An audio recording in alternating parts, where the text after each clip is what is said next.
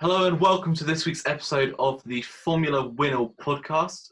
This episode will be reviewing the Sakhir Grand Prix and previewing a bit of the Abu Dhabi Grand Prix. I don't think there's too much to preview. It's generally not the most interesting races. It's going to be mostly just a review, I guess. As per usual, I'm here with Tom and Ed. If you guys want to say hello. Hello. And I guess we'll start with just talking about Sakhir. I guess it delivered. We all wanted a Russell win. We didn't get it, but we got a Perez win. So still heartbroken. Yeah, I was going to say, it's been so, because we normally record on a Thursday and today's Friday. Honestly, the whole race has kind of gone out of my memory because Russell didn't win. As much as Perez winning was great, I don't remember that race that much now. It wasn't really that much of a memorable race, really, apart from until Mercedes messed up. There was sort of a bit of an interesting battle with the strategy in the midfield, but nothing really that was sort of groundbreaking. But yeah, I think I would have rather have seen Russell win than Perez. I think everyone can probably agree they would have rather seen that. But it was still good to see Perez win because he deserves it after all those races. Yeah, I'm happy for Perez, but I'm, as a partial Albon fan, seeing him basically lose his seat from that win, I wasn't too happy. I was basically in like a sadness hibernation for a week.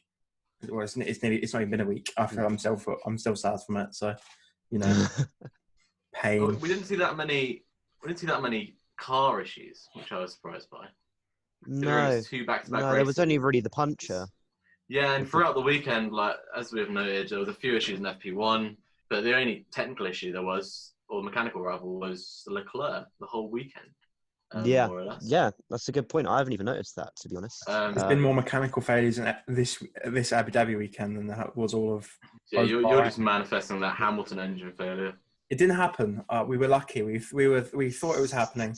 It was a tyre failure instead. It might as well have been with Russell's luck in the race. There's a funny bit where Crofty says, if Bottas didn't have any luck, then he'd only have bad luck if he had any luck. And it's like, yeah, you say that, but then 3 seconds later, yeah.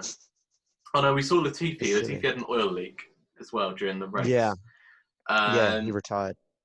But I mean, generally, after the first corner collision, which I think we can all agree on whose fault that was, it's been quite funny.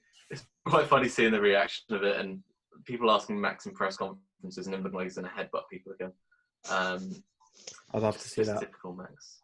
I mean, Max was sort of, he would have recovered from it. I don't think, watching a lot of the replays through, the tarmac and the gravel looked very similar on that exit.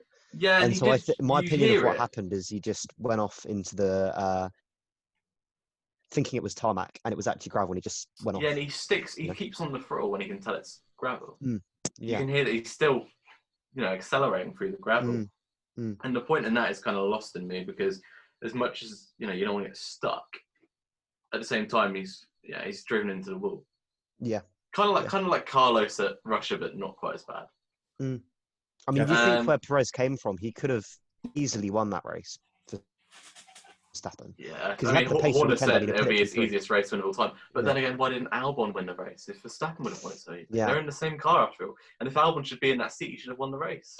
That's the thing, really, isn't it? I mean, Albon didn't have a bad quali, I don't think, from memory. He got that in Q2. Oh, he did get knocked out in Q2. Very, very bad quality. I said that was not the best quality. But I mean, for Albon standard, it's about average.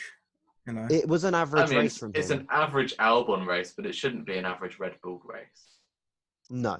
But then I think that's been the case the whole season, really. Oh, yeah. Absolutely. I think if other drivers were still in it, like Verstappen, Leclerc, and then Hamilton was in the place of Russell and they didn't have their problems, I think we'd all be saying that's a pretty good race for Albon.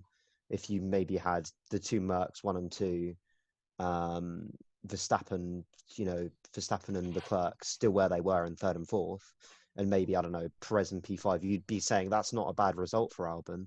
He's been, he's pretty far well into the points.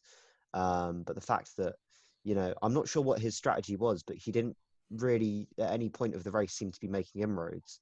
I think he was on a similar strategy to Perez, and Perez just got past him and went on to win the race, you know?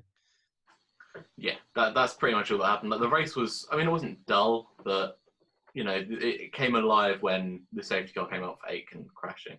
I think the rookies all impressed quite well. Yeah, definitely. And Russell as well, who was a Mercedes rookie as such. Yeah. Fittipaldi's pace was good compared to Magnussen. He finished just behind him. As much as that was neutralised, it was still, you know, it was still a good showing from him.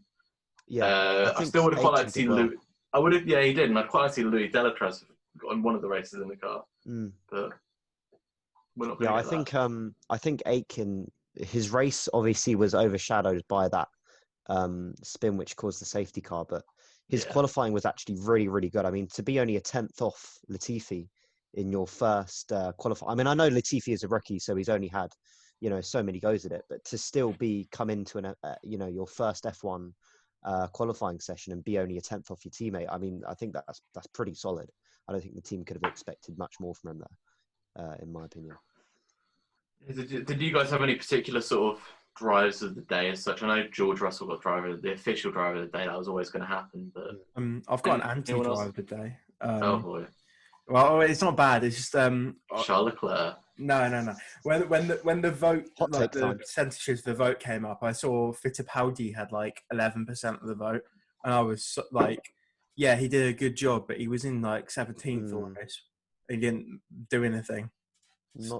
Yeah, I mean, he wasn't driver of the day, but he did he did a similar job to Aitken in terms of compared to the teammate, didn't he? Yeah, I mean, Aitken beat the Latifi obviously in the end, but probably wouldn't have. There wasn't much competition. No, I think Kvyat did a good job actually. I think in qualifying I don't think was Gasly. I think Gasly might have been in Q3, but I don't think he was. He was like 9th, yeah. They were both in Q3. Yeah. But Kvyat was he 6th or 7th, or, you know, he had quite a good quali. And in the race he sort of stayed about there.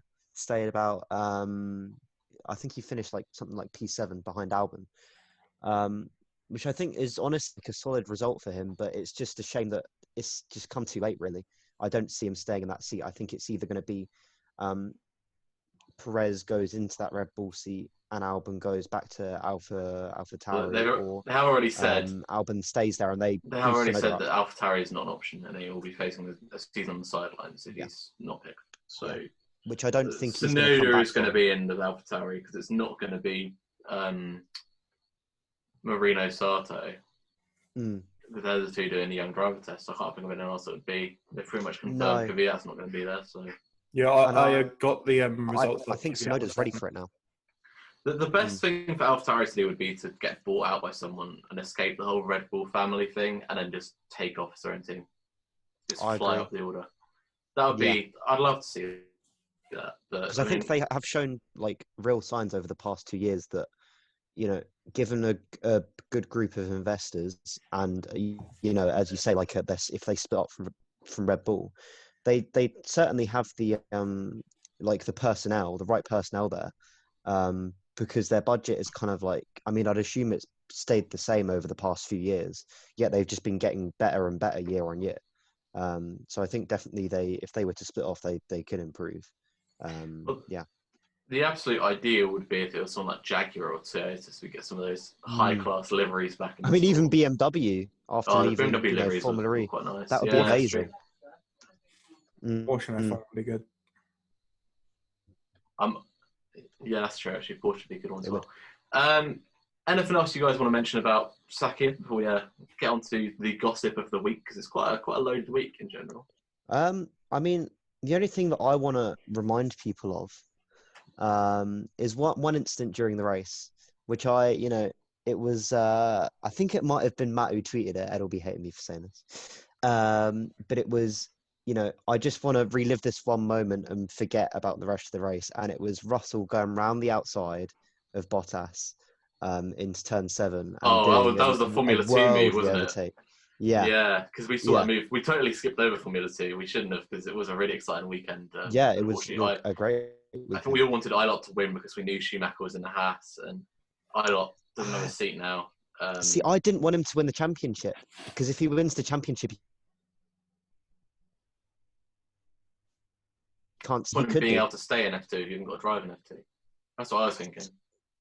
Yeah. You may as well win the championship and then go and do something else, and then come back to F1 or get a reserve role.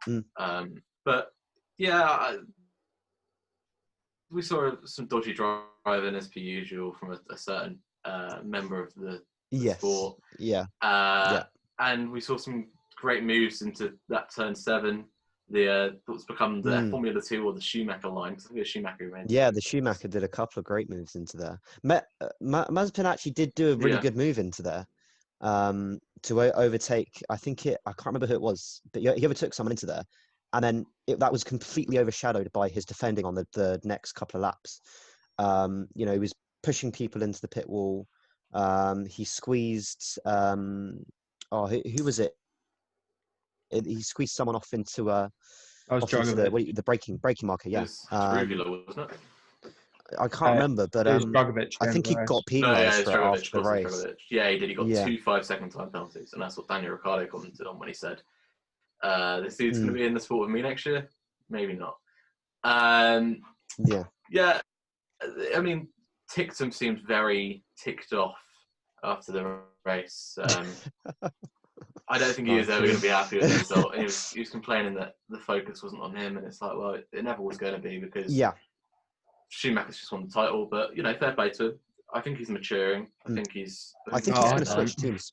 He's definitely switching teams. I think he's pretty much more or less going to be confirmed as a Carlin driver. Yeah, he did his pre-season test at Carlin. Yeah, I think that the pre-season test drivers is pretty much going to tell us who's where. Ilott was quite quick to say that it was, or on someone on behalf of Ilott was quite quick to say that it was only a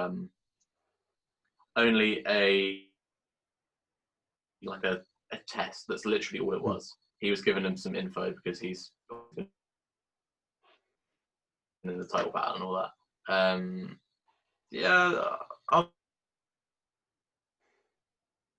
Crazy, not much. Formula 2 weekend. Yeah. I think it was. I think certainly just the track in general provided more entertainment than we certainly thought it was going to. I think we all thought it was going to be quite good with a lot of straights, but I don't think we really expected that sort of turn 7, turn 8 section there to provide as much racing as it did. If anything, that's probably where most of the moves were made, because obviously you'd have people going into turn 4 and doing everything they could to defend the inside, thinking it was a done deal, and people would just do the cutback and go around the outside. So no, I think it was good to see. It was good to see Deruvla finally.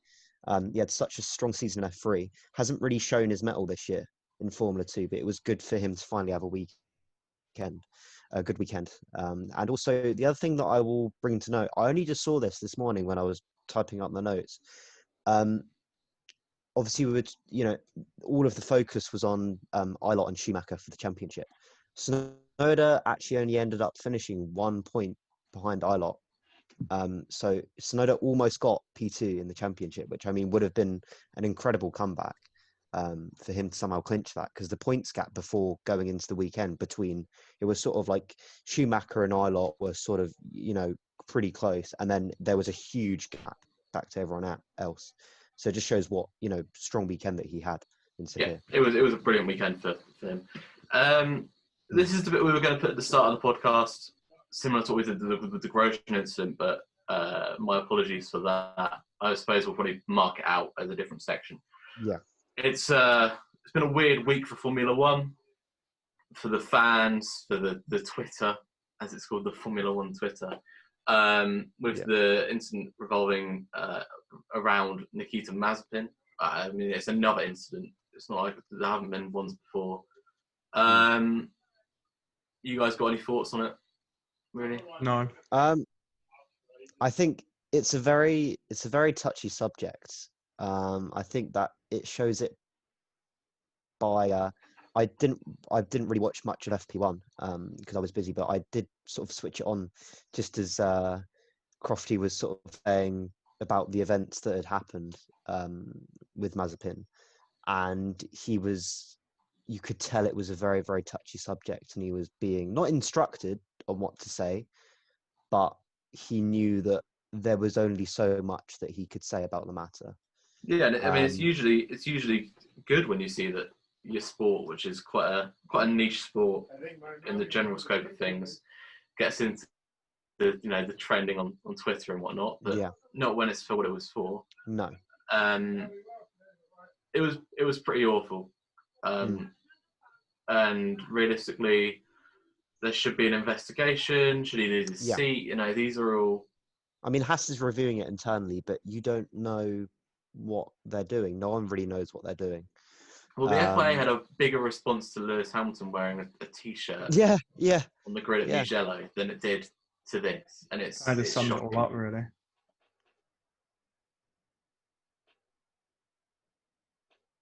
It sums up entirely for the power that the Mazepin family holds going into F1 now. I didn't realise. I obviously.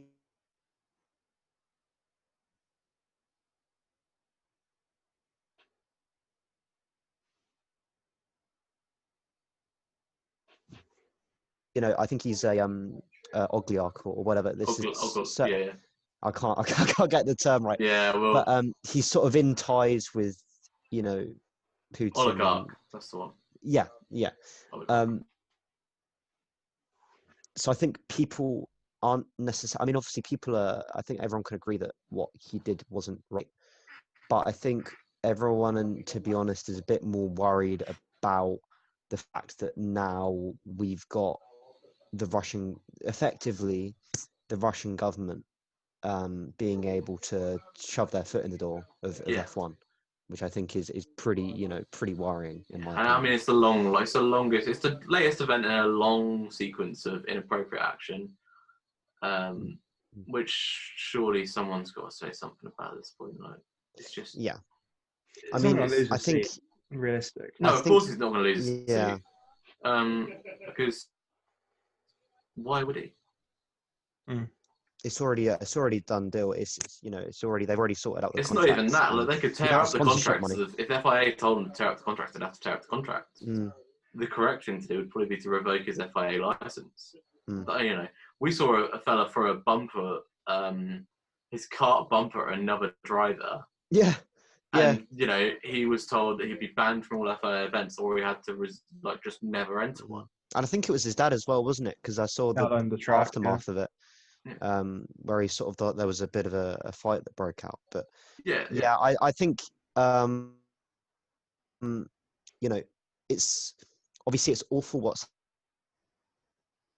happened, but I think if there is a plus side to it, it's been great to see all of the F1 community together on this one thing.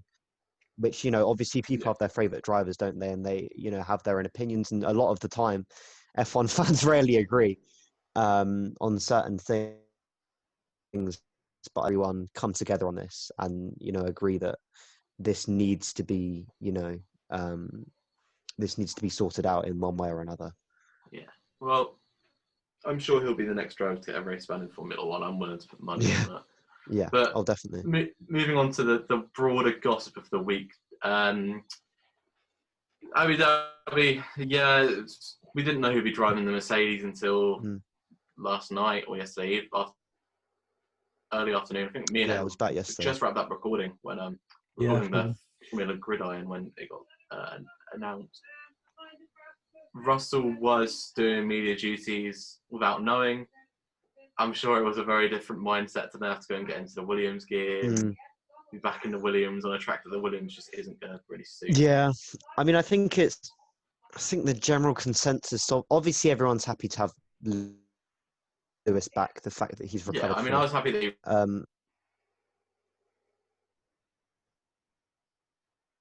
wasn't happy that he's recovered. Obviously. I think, obviously, people are. There's been a lot of this argument this year of people being, especially on Twitter, of people being angry that people are holding these opinions and getting angry when people think they should be thinking of the driver's safety first. I think in this occasion, you can be annoyed that Russell hasn't been given the Mercedes seat, and that doesn't necessarily mean that you don't want Hamilton to get better, because I think even if Hamilton got better, why wouldn't you put Russell in that seat? Hamilton's already won the world.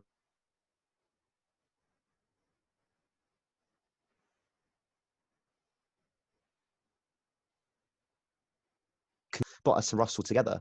I don't get why you wouldn't want to have that more data there to compare between the two, especially when you're considering both drivers for 2022. In my opinion, anyway. I think Hamilton shouldn't be racing even with the negative tests, because it was as early as 2 days ago he was still feeling awful. Yeah, and not only that, but there's a lot of rules in place between the two kingdoms to ensure that wouldn't be possible, and it should have been written off in the first place. You just know there's a deal that's gone in the background, and it's frustrating, but that's Formula One, and we can't change that. All you got to do is hope that it's a good weekend. Yeah, and whatever. That's what's happened. That's been the general theme of this year, hasn't it? Like, it's annoying, but it's Formula One. There's no title battle, business. But hopefully it'll be a good race. Yeah, I mean, we're really holding hope out here. I think the best we can hope for is a good race. I mean, I think a lap one into this sweeps out Bottas, Hamilton, and Verstappen. Yeah, but I think with the races that we've had this year, I think we're kind of like in for a boring race. I think we have been, when you look back at it. I mean, I'm sure if we do like a season review, we'll talk about this. But I think, the fact that we've been able to, there's been a global pandemic, and we've still been able to get all of these races in. Well, not even just that, they've all been and really good races at that. Like, if there was a title battle, this would be arguably the best season of Formula One in modern history. Other than maybe the Brawn season, because the story of that is just incredible. Incredible, yeah. But I don't know. It's an odd one. Obviously, we've had some really dull races like Russia, which shouldn't be cheeky voice break. Shouldn't be on the calendar in the first place. Yeah. And for whatever reason, ended up on the calendar this year. I mean, we all know why it ended up on the calendar this year, but it shouldn't be, in my opinion, just because it's not a very good track. If they moved it to the purpose-built racetrack, which is also in Russia, whichever one is, St. Petersburg, I think it is. Then I wouldn't really have a problem with it. But there you go. I think I don't know. I think it's obviously like it's hard to say, this has been a fantastic year after what happened in the wider scope of the world. But I think as F1 fans, we can all agree that the FIA, although maybe we may not be happy with what they've done, or the action or lack of action they've taken recently, they have done a very good job this season to get all of these races in. Yeah, and we've had a good year. Sports has been really good in 2020. Like, what we've had, there hasn't really been a sport that's had a bad season. No. It is the last time. Pardon? Except golf or something like that. No, I don't think many. I wouldn't count it as a sport. It's more a leisure activity, same as cricket. Or in this and darts. I don't count darts as a sport either. But before we start a war on every sport under sports. the sun, it's the last time we'll see Vettel, Sainz, and Ricciardo in their current teams. I'm sure Ricciardo, after an engine failure on his out lap on the first lap of the weekend, won't be too upset about that now. Vettel, his press conference yesterday was quite interesting. Everyone seems to be trying to put a positive thing, and he's like, "Well, no, we failed." Like, there's no point trying to lie. I think it's good he has that introspection.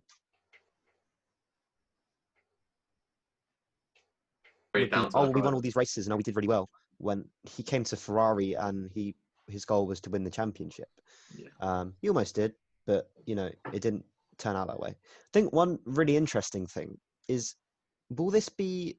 I'm just trying to think. Will this be I don't think it'll be the first time in Ricciardo's career that he's not had a Renault engine, but it will certainly be the first time since I don't know when. Time since when he was at Toro Rosso. He was Toro Rosso or HRT. Is that Ferrari? I think they'll be Ferrari. No, HRT probably in Cosworth, I guess. I think Toro Rosso was Ferrari in 2013. Yeah. Yeah, I mean, I wouldn't read is the grass greener or is the grass fake on the other side? You know? Yeah, it's going to be interesting to see because obviously, like, I think, obviously, a couple of years ago, you would say Ferrari is the best power unit. This year hasn't really proved that. Mercedes is probably the best power unit now.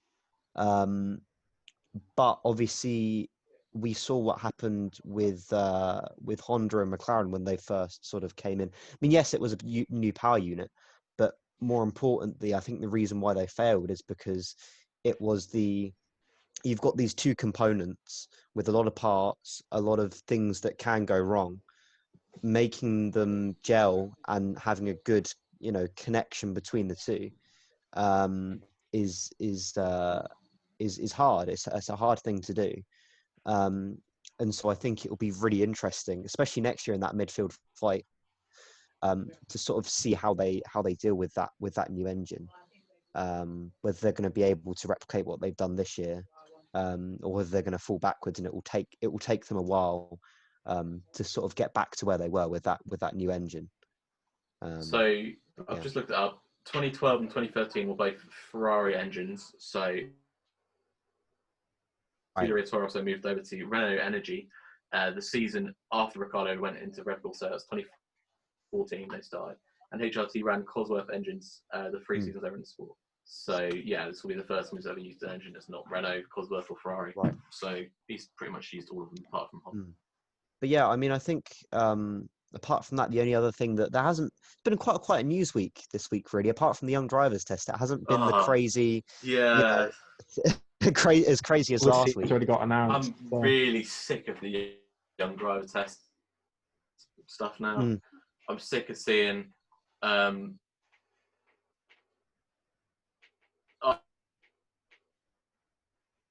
understand why you're doing it to the outlets that are doing it that way, and there's a few outlets doing it. But it's the same news, and it's not really penalising. I mean, I guess to an extent, it is. I don't think it should be fair. I don't think it's fair. It's called the young driver test because it's obviously not that. But if you're using drivers who haven't driven the machinery, the current machinery, like Alonso, fair enough, 2 years ago, but it's changed a bit since. Then they should be allowed in because they've got to get up to speed with it. But unless you're getting a rookie in or someone who wasn't in the sport the last 2 seasons, there's not really an excuse. No, I think it's not. I don't have a problem with these veterans coming in like Buemi for Red Bull, and I mean he's sort of improved himself in Formula E, but I think I don't have a problem with that. My problem is them calling it a young driver's test. I think it should just be a driver's test for anyone that they see fit to put in those cars.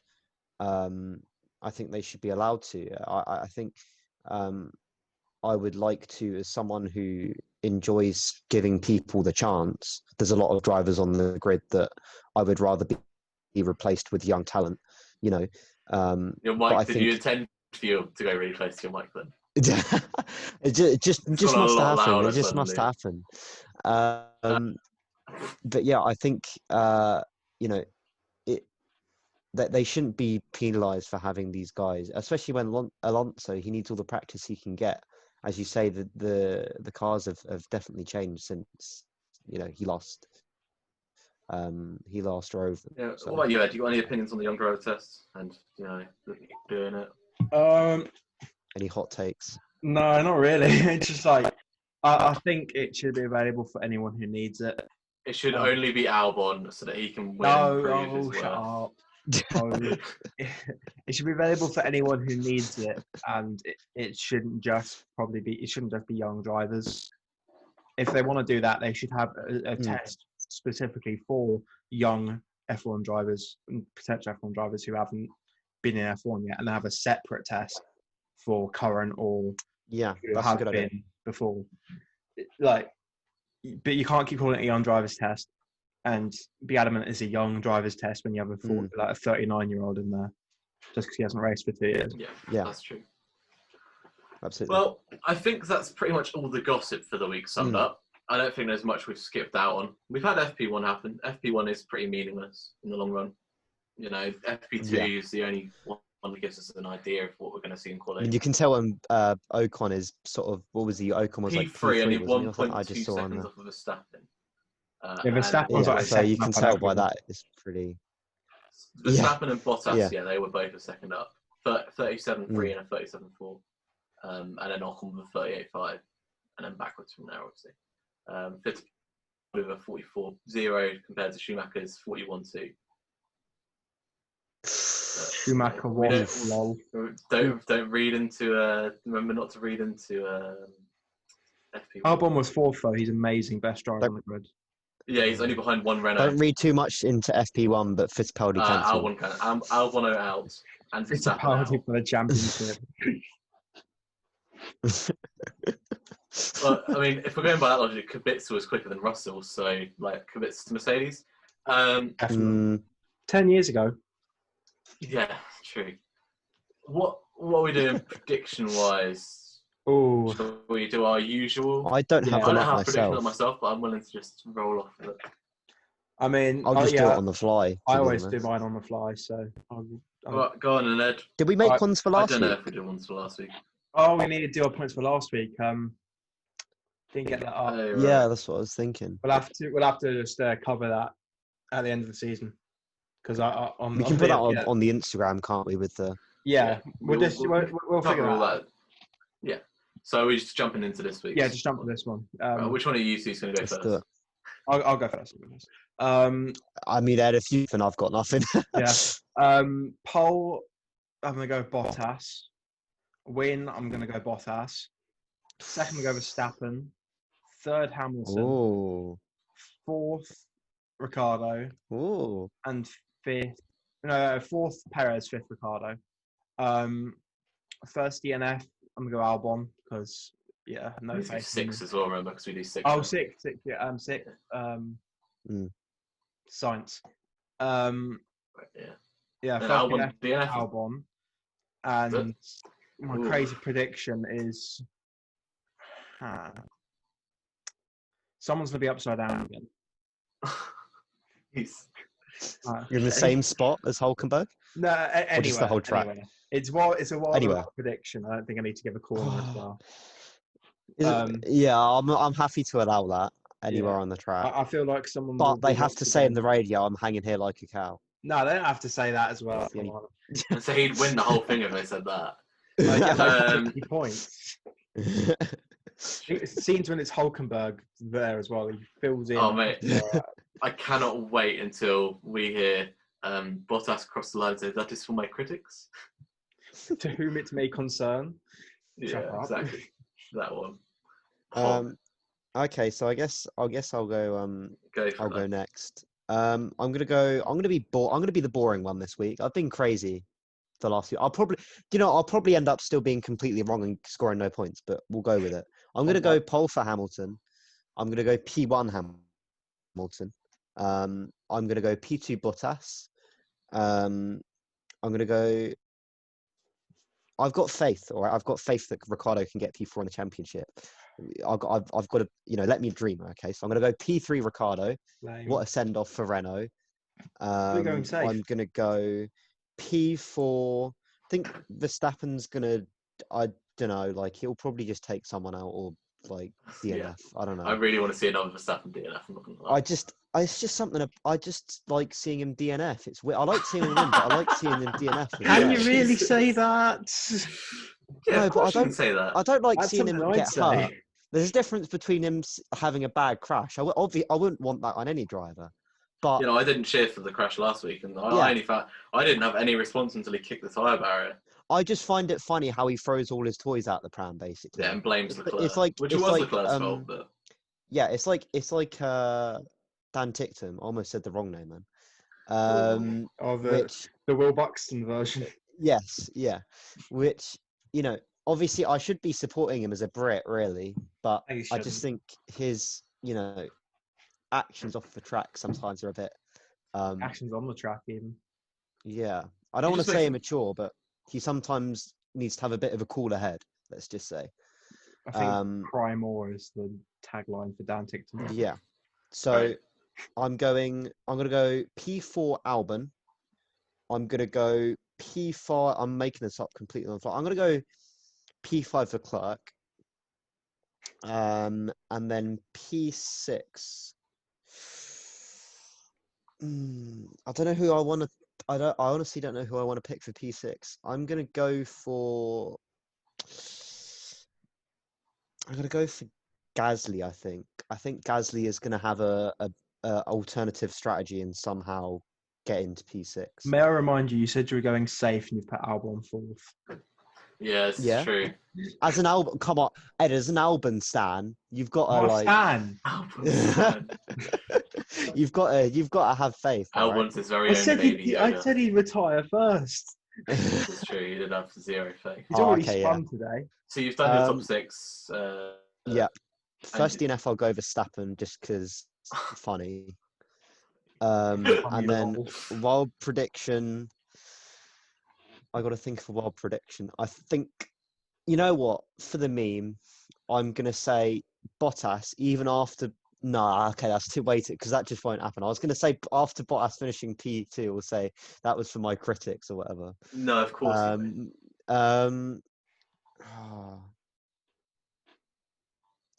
Is it a wild prediction to say Ricciardo will do a shoey?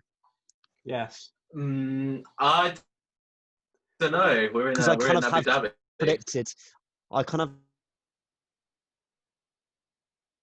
he's going to do a shoey.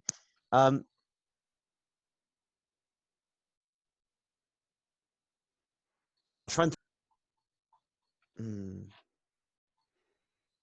I think that the two Alfa Romeos will just smash into each other in turn 1. Okay. Fair. Because that's all I can think of. I'm currently watching Max Verstappen trying to race Kimi Räikkönen on an outlap in P2. So, okay, I guess that means I have to do my bit. Yes. So pole position, Lewis. Win, Lewis. Second place, Bottas. Third place, Verstappen. Fourth place, Ricciardo. P5 Albon, P6 Perez. I'm going to go to round things off, I'm going to go for a heartbreaking first DNF of Sebastian Vettel. Oh, pain. I think he'd be Ed, did you say that isn't heartbreaking? Yeah, I think he'd be happy with that. Do you not have a soul? No. I think Vettel would be genuinely happy with the retirement. It's Ed, he doesn't get have out a of the car and go home, yeah. He would just stall on the grid and just get up and just get the first plane home. Well, Racing Point did their usual thing of the animations. Oh, Kimi did that one, didn't he? He was funny. Their cartoons they do on for the preview of the race weekend. Yeah. And Vettel's at the BWT fan shop. The merch stand, yeah. I thought that was brilliant. I didn't realise there was quite a few drivers. There was Albon sitting on his own on a picnic table. And then I think it was Norris. It was Norris and Albon. No, it was Norris and Ricciardo on a yacht. That makes sense. Chilling. That's going to be a great drive launch. I hope McLaren's merch there next season. It is. It's going to be fantastic. Yeah, I'm looking forward to that, to be fair. I think everyone's a McLaren fan next year. Yeah. Oh, yeah, definitely. I don't know how you would want to see McLaren do well with those two All drivers. my homies love McLaren. Absolutely. But I mean, if there's nothing, I don't think, have you guys got any, anything else to say? Any last sort of points to make? I don't think Torin said his wild prediction. Has he not made his wild prediction? I haven't. I was really distracted by something really funny I'm going to bring up in a second. Wild prediction. Oh, no.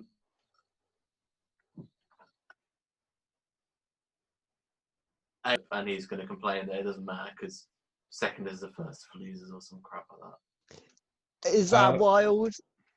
It is wild because so someone's going to ask Verstappen is as if it's lagged again. He got to have missed out on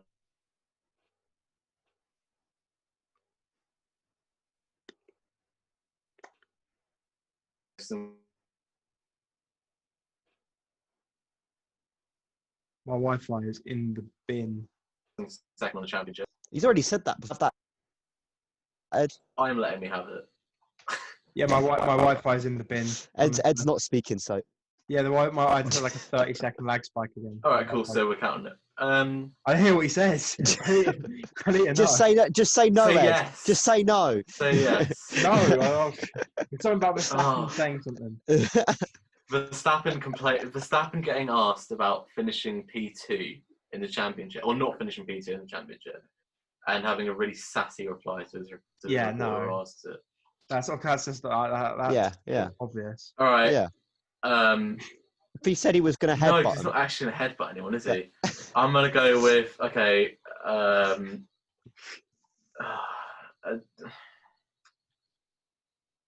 don't know now. I've got no idea. Has score points. Fair. Or a point. Yeah. Don't you dare try and take that one from me. I will not be having that. I think that's fair enough. I think that's fair enough. Yeah, I think that's fair enough. So I think that's fair enough as well for the record. As long as it's Pietro Fittipaldi. No. Essentially, what happened was they were waiting for the lights to go green at the start of the FP2, and the Williams photographer was taking like 1 million photos of Gasly's car. Right. And he got on the team radio and he's like, the Williams guy's taking a lot of photos of my car.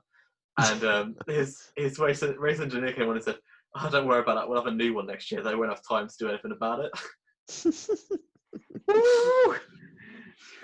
The sass is coming out early. But yeah, I think we're pretty much done unless you guys got anything to add to that. Yeah. No, I think we've pretty much covered everything. Looking forward to a race. probably a very boring race. It would be nice if Ricciardo gets on the podium. Yes. But yeah, I think if that's everything, then. Anything else to add? Sorry for the laggy mess. That's about it. Well, thank you. Well, thank you for listening. Anyway, I hope it's not too bad. And we'll see you, I assume, next week for a review of Abu Dhabi, maybe a round off the test, and then we'll figure out something to do over the off season. I'm sure. Absolutely. There's got to be like skiing or something that we can watch. I don't know, snowboarding, bobsled. Just watch Cool Runnings on repeat. Me and my homies watching bobsled. Yeah, we can all just screen share ourselves watching Cool Runnings and get every DNCA strike under the sun. Right. Well, thank you for listening, and we'll see you next time. Good day,